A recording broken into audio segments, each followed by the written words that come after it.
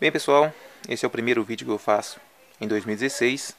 Desde já quero desejar a vocês muita paz, saúde e trabalho, porque nada se constrói sem trabalho. Então vamos lá. No ano passado me enviaram inúmeros vídeos para olhar, fazer alguma réplica sobre captor de elétrons ou algo parecido. Elétrons livres da Terra, elétrons livres não sei o que e coisa e tal. E dentre esses vídeos, o que eu mais reparei foi que boa parte das pessoas não entendem nada sobre essa área, o que é um elétron. E por isso às vezes erra muito. E se a gente não sabe o que a gente procura, como a gente vai encontrar aquilo? Então se a gente tiver uma base daquilo que procura, vai conseguir chegar mais fácil a um determinado ponto ou ter uma conclusão de que aquilo não vai funcionar. Então vamos lá. Cada material é feito de átomos. Átomos seria aí a menor partícula deste material. Mas na época achava que esse átomo fosse indivisível, por isso o átomo do indivisível, coisa e tal. Mas acontece que o átomo não é a menor partícula. Se a gente aprofundar aí numa física quântica aí, vamos descobrir aí inúmeras partes desse átomo aí. Mas, do modo grosso assim, temos no átomo o seu núcleo e a sua eletrosfera. Digamos, não vemos aqui, desse modo aqui, está aí achatado aí, mas digamos que ele é redondo assim, dessa forma aqui, esférico. E aqui em sua volta aqui do núcleo está a eletrosfera aí orbitando aí, em cada parte dessa aqui. E em cada parte dessa eletrosfera, ela tem uma camada, de acordo com o material. A exemplo aqui do cobre tem uma camada, duas camadas, três, quatro camadas. O cobre tem aí 4 camadas. Em cada camada dessa está uma distribuição eletrônica. Quer dizer que aqui tem mais elétrons, aqui tem menos e vice-versa. A exemplo aqui, a distribuição eletrônica do cobre. Olha como ela é formada aqui. Agora vamos observar a do alumínio. Tem 2, 8 e 3.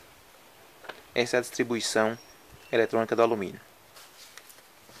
Agora, os elétrons, eles são portadores de carga negativa. Então, por isso aquela coisa que eu falei para vocês. Na bateria, o modo da corrente circular é do negativo para o positivo. Porque quem circula, na verdade, são os elétrons.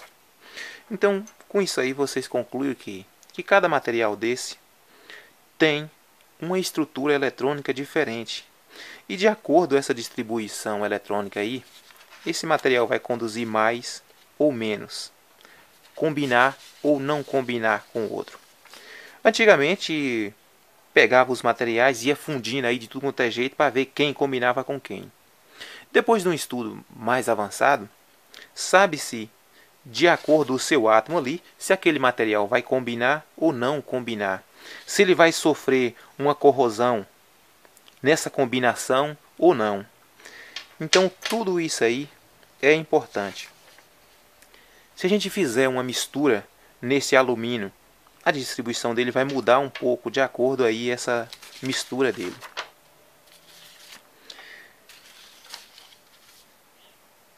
Dentro desse átomo de cobre aí, tem 29 elétrons, aqui tem 29 elétrons, e 29 prótons. Os prótons são portadores de carga positiva. Então, por isso não há movimento aqui. A quantidade de positivo e a quantidade de negativo são iguais. E 34 partículas neutras. Neutra aí que nem é positiva e nem negativa. Por que o elétron é negativo? Feito testes com materiais, atritando um desses materiais ao outro, chegou a pontos de prova a denominar esse elétron de negativo, de portador da carga negativa. Então, esses elétrons que circulam. Mas o que acontece aqui? Se esse material, se esse átomo aqui perde um elétron, se ele perder um elétron aqui e esse elétron é negativo, então o material vai ficar positivo. Vai acontecer um desequilíbrio nesse material. Então ele tem que ganhar de um outro lado. Então o próximo átomo irá doar para ele. Só que ao outro átomo doar, acontece a mesma coisa. Ele também vai ficar faltando um. Esse mesmo acontecimento pode acontecer em nosso corpo. Vamos colocar assim. Por que veneno é veneno e comida não é veneno? A depender aí da sua quantidade. Suponha que isso aqui seja uma molécula do nosso corpo, seja um átomo aí do nosso corpo. E lá estão contidas todas as suas estruturas. Todas combinam. Se a gente come um alimento, parte daquele alimento ali vai combinar com uma dessas estruturas aqui. Quando perdemos uma dessas estruturas, digamos que seja um desses minerais, vai ficar em desequilíbrio isso aqui. Então temos que ganhar de algum ponto ali. Se não ganhar, a gente vai enfraquecendo ou isso aqui pode morrer. Mas suponha aí que ingerimos ali um veneno. Esse veneno ele contém partículas ali que não combinam com nada disso aqui. Então uma partícula daquela vai passar para aqui. Vai alterar essa estrutura. A outra estrutura dessa aqui, do nosso corpo, vai tentar consertar aquilo ali. Vai passar uma para lá. Então sofre aí o desequilíbrio em cadeia, envenenando todo o organismo. Mas vamos voltar aqui para a elétrica. Se eu atritasse esse material de cobre aqui e arrancasse um elétron dele aí, ele ia ficar mais positivo, porque eu tirei uma partícula negativa. Então eu encostar isso aqui em outro material que seja mais positivo, ele iria repelir o material. Na elétrica funciona assim. Como seriam esses elétrons livres? Se esse material for um material bom condutor, mais elétrons livres ele vai ter. Se ele é um material mau condutor, os elétrons vão estar grudados aqui no seu núcleo. Vão estar tão grudados que dificilmente esse material vai ceder um elétron para o próximo. Então, digamos que esse material está mais para um isolante. Mas não que ele seja isolante. Como eu falei para vocês em uma outra matéria, isolantes não existe. Porque a uma determinada tensão tão alta, vai romper aquele ponto ali de isolamento. Mas o que faz esses elétrons movimentar? É justamente essa questão de perder um elétron ou ganhar um. O gerador, na verdade, digamos assim ao grosso modo, que ele seria uma bomba de elétrons. Se ele bombardear mais elétrons para esse núcleo aqui, ele só suporta isso aí. Ele não suporta mais aqui. Então, a colocar mais um aqui, tem que sair um. E a esse movimento dá o nome de corrente. Corrente, o que estaria fluindo aí os elétrons. Agora, a quantidade dessa corrente, o quanto essa corrente é intensa ou pequena, vai depender de a DDP, que é a tensão que vai estar empurrando esses elétrons, e da resistência que vai estar bloqueando esses elétrons. Se a tensão for alta, mas proporcional a ela também for essa barreira que vai impedir aí esse bloqueio, que é a resistência, que é a resistividade do material, não vai passar tantos elétrons assim, a corrente não vai ser tão alta. Mas se a tensão for alta e essa resistência for baixa, aí a corrente tende a aumentar. Além disso, temos a fonte que fornece essa corrente. Se essa fonte não fornecer uma quantidade suficiente, também não vai passar tanto. É onde entraria aí a potência. Às vezes você pergunta assim, mas quantos amperes eu tenho ali na tomada da minha casa? Há um limite que a concessionária fornece no seu padrão, de acordo com o tipo de contrato. Em média, nas residências que a tensão é 220, chega aí a 50 amperes. Passou daquilo ali, o disjuntor já desarma. Mas aquilo ali não é o máximo que aquela rede pode fornecer. É o máximo estabelecido para a sua residência. Para que você use ali de acordo com aquele contrato.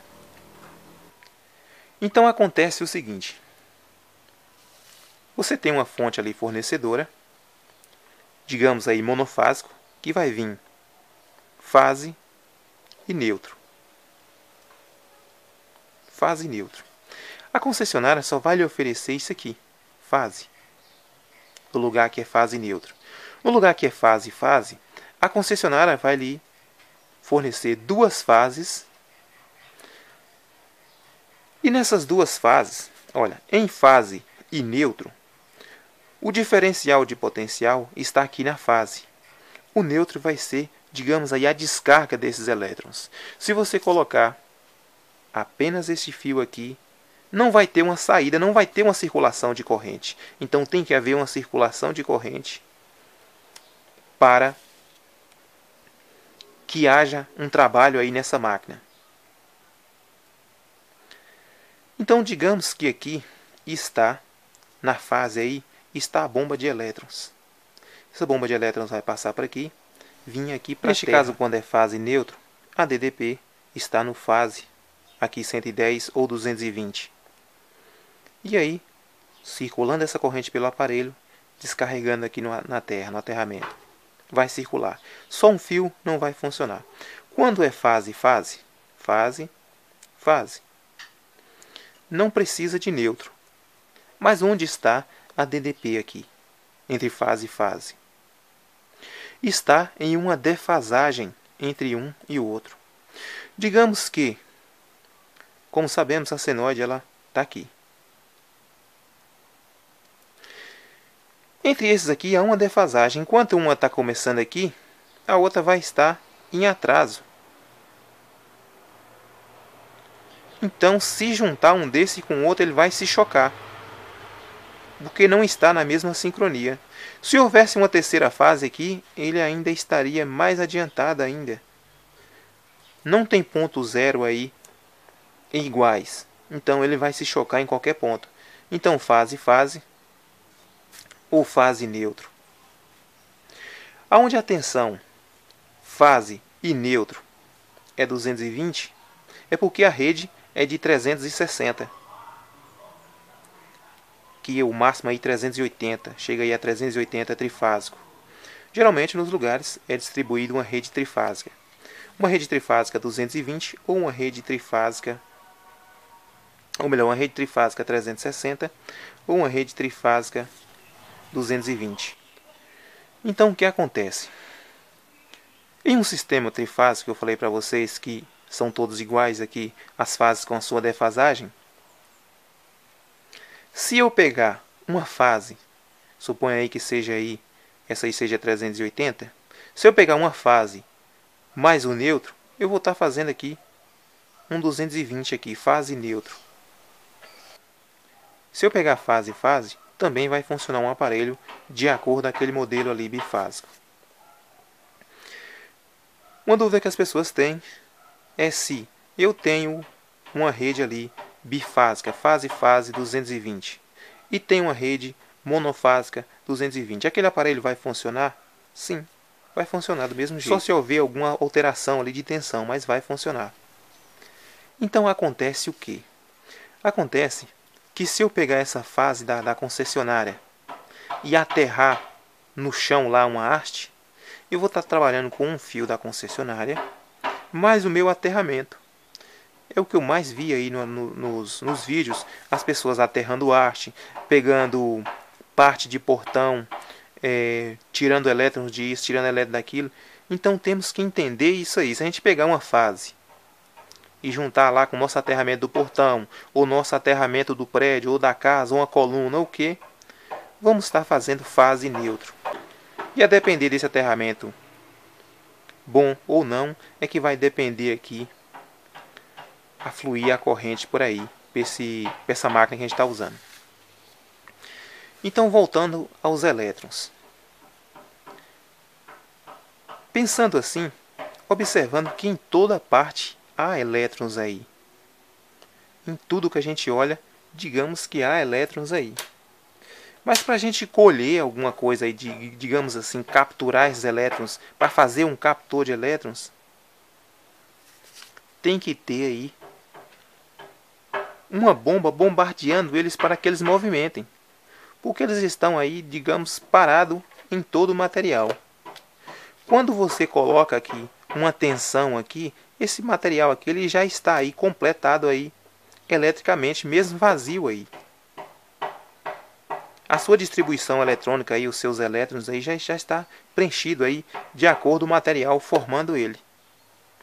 Então, quando colocamos aqui uma bomba para bombardear esses elétrons, digamos aqui que a única coisa que vai estar acontecendo é colocando um aqui e saindo outro lá. Digamos que fosse uma mangueira cheia de água aí. Triscou aqui, já está saindo lá. A gente observa o que? Em uma rede hidráulica é diferente. Se aqui estiver vazio a água, então essa mangueira tem que encher ela primeiro para começar a sair do outro lado. Mas em elétrica é diferente. Se a gente liga um mecanismo aqui, logo já está aqui porque esse material está aí todo, digamos assim, que todo eletrificado, todo eletrizado aí. De acordo com os seus átomos vai estar aí a sua distribuição eletrônica aí. As partículas movimentando, mas nenhuma cedendo para a outra, porque elas estão em equilíbrio. Se eu colocar mais um elétron aqui, vai acontecer aí um desequilíbrio. Porque aqui tem 29 nêutrons e tem 29 prótons e 29 elétrons aqui. E os elétrons, portador aí da carga negativa. Se eu colocar mais um aqui, vai ficar mais negativo. Vai ter que perder um para ficar em equilíbrio novamente. Então, acontece que nessa perdida de um para ficar igual, vai colocando cada vez mais. Então, é onde aí o material vai estar circulando essa corrente. Então, quando vocês fizerem qualquer teste, aí denominado aí captando elétrons ou qualquer coisa aí, tenha em mente isso, que se não tiver nada bombardeando esses elétrons aí para vocês capturar, não vai estar capturando nada. Se eu não tiver um ganho aqui, nesse movimento aqui de fase neutro, que eu estou colocando qualquer coisa aqui, mesmo nesse caso aqui, olha, nesse caso aqui, que eu disse para vocês que pega um fio da concessionária e aterra no portão, eu vou economizar energia. Não. Uma coisa que pode acontecer, uma economia, aqui quando você faz isso, acontece o seguinte. Tem aqui o fio fase que a concessionária fornece. Lá você faz o seu aterramento. Como você fez o seu aterramento, vai diminuir um pouco. Às vezes você não fez um bom aterramento. Então, às vezes, não vai dar ali uma tensão correta. Não vai circular aquela mesma corrente que a concessionária ia lhe fornecer. Com isso aqui você consegue, na maioria das vezes, ter uma economia. Às vezes no seu aparelho ali, no seu chuveiro, você é acostumado ali, botar ali em 5.000 watts aquela quentura, e quando você faz um aterramento separado, fase para o chuveiro e finca uma haste, bota um terra e vai para o chuveiro. Se aquela haste ali tiver uma diferença ali, muita resistência, para que essa corrente circule, vai circular uma menor corrente e você vai conseguir ter uma economia neste chuveiro. Só que essa economia não foi por causa que você teve ganho. Essa economia foi porque você teve redução de gasto. É o que acontece, muitas pessoas pegam e fincam a haste lá e usam essa haste ao invés de usar da rede. Outra, na maioria das vezes, tem lá do seu padrão lá até a sua casa é muito distante, ele prefere puxar um fio só para economizar, e a partir dali, finca a haste no chão e completa. Só que às vezes vai dar uma diferença aí. Essa haste às vezes tem uma diferença de resistência alta.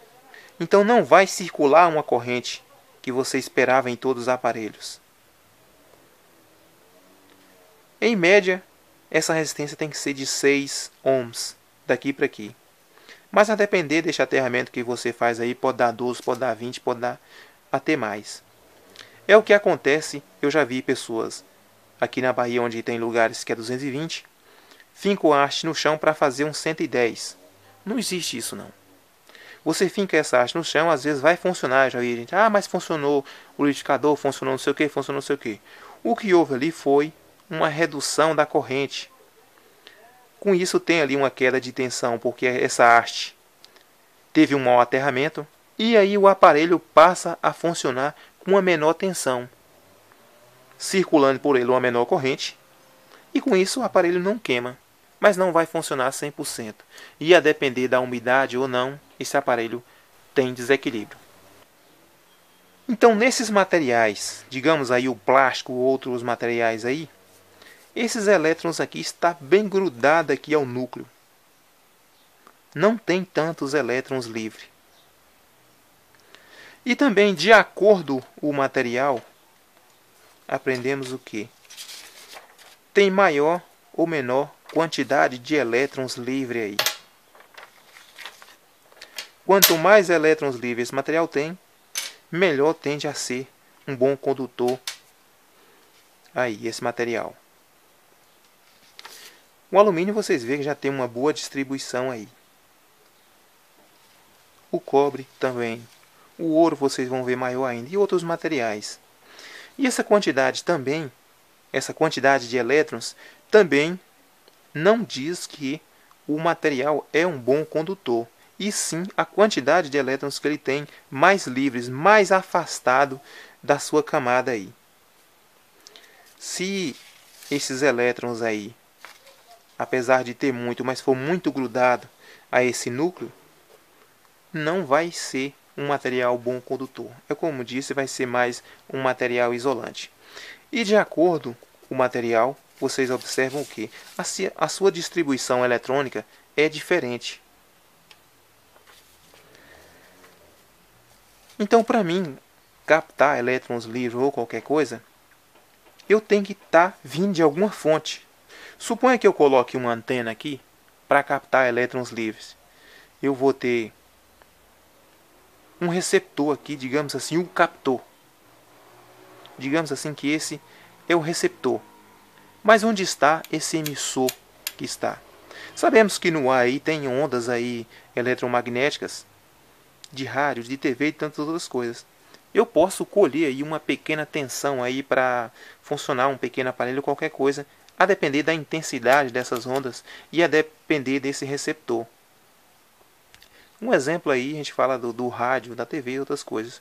O rádio, na verdade, esses aparelhos são os receptores dessas ondas, aí de alta frequência. Essas mesmas ondas podem ser transformadas em energia. Mas não tem tanto assim o suficiente para a gente botar lá uma parabólica lá e colher lá e dizer que a gente fez um captor de elétrons. Se não houver ganho nessa nossa captura, não vamos estar tendo aproveitamento algum aí.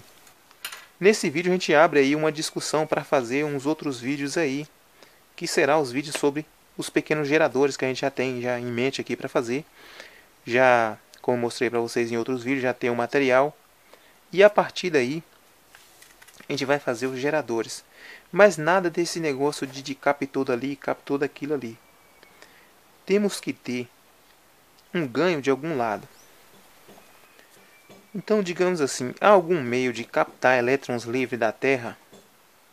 Sim, se ela estiver bombardeando alguma coisa aí, se ela estiver bombardeando elétrons, vamos ter como captar. Mas se não estiver irradiando nada aí, não temos como captar nada aí. Olha, a Terra, sabemos como ela está em movimento e ela é considerada um ímã gigante. Se tivesse qualquer coisa em volta da Terra captando eletricidade, seria possível. A NASA uma vez fez um pequeno experimento não chegou a divulgar tanto, que foi o seguinte: em um foguete espacial lá, um fio ficou pendurado lá, digamos assim, em volta da Terra, lá não completamente em volta, mas orbitando lá no alto, e descobriu-se que neste fio surgiu uma alta tensão, surgiu uma diferença de potencial muito grande. Segundo eles, se fosse um caso de tivesse um ponto de colocar um fio daquele lado pendurado, daquele ponto para a Terra captaria uma grande quantidade de energia. Mas só que esse ponto que esse fio ia ficar até a Terra é uma distância enorme. Não dá para ficar com esse fio dependurado lá. E outra coisa que embaixo se movimenta e lá estaria parado. Então, isso só foi teoria deles lá para mostrar que em volta da Terra lá tem um campo magnético e seria como esse campo movimentasse a toda a volta da Terra. Então, daria para captar ali. Bem, pessoal, então, fica assim. Até esse ponto que eu vi, não vi nada de concreto em nenhum captor, se baseando nos meios físicos. O pessoal fala muito, não sei quem quebrou a lei de não sei o que, de não sei o que. Olha, quando descreve uma lei, isso não quer dizer que aquela lei não possa ser quebrada. Mas inúmeros testes foram feitos para denominar aquilo de lei. Lei daria sim a um ponto que não seria mudada, mas a partir daquele ponto, a não ser que surgisse algo novo. E até o momento, existem até prêmios para quem quebrar uma daquelas leis. E até o momento não apareceu nenhum ganhador desses prêmios. Ninguém. Então as leis não vamos dizer que elas são absolutas. Porque aí perderíamos, digamos assim, a fé, a crença em algo novo. Mas até o momento não apareceu ninguém que quebrasse uma dessas leis modernas aí que foram criadas, que foram relatadas, que foram estudadas, que foram testadas. Não chegou assim ao ponto, olha, o cara chegar a dizer, olha, ferro é ferro e acabou. Não, chegou ao ponto do cara estudar microscopicamente ali o átomo, a sua distribuição eletrônica, combina, não combina, é ferro, não é ferro, tem uma mistura, não tem mistura, liga com tal material, não liga com tal material. Por que plástico não liga com alumínio? Porque plástico não tem nenhuma distribuição eletrônica, não tem nenhuma matéria que combina com alumínio, então o plástico não vai dar liga com alumínio. O que a gente pode fazer é envolver o plástico no alumínio ou envolver o alumínio no plástico. Mas não vai dar liga aí. Mas vocês sabem que tem outros materiais que têm liga. Tantos materiais aí que têm liga, dando origem a outros materiais, ou materiais mistos. E tantos materiais que ao combinar sofrem uma corrosão galvânica. A exemplo, a gente solda cobre com alumínio e com o tempo a gente percebe que acontece aquele alumínio ali vai ficando esbranquiçado, ou uma das partes do cobre ficando esverdeada. Não houve uma combinação 100% ali, com o tempo aquilo vai se desmanchando. De acordo com a combinação também do oxigênio, formando ali óxidos. Quando a gente isola aquilo ali tudo, tende a durar mais tempo. Mas não vamos aprofundar nisso aí. Então, pessoal, fica assim. Faremos os vídeos sobre geradores, mas sobre essa questão de captou disso, captou daquilo, podemos fazer alguma réplica, mas nada concreto no momento. Não vi nada de estudo concreto que provasse alguma coisa de rendimento. Só motores ilusórios disso ou daquilo. Então, a partir daqui podemos abrir uma discussão. Vocês podem deixar os seus comentários aí, críticas ou o que achou desse vídeo. Se gostaram, deixe o ok de vocês, compartilhe para que outros vejam. Muito obrigado a vocês e até a próxima.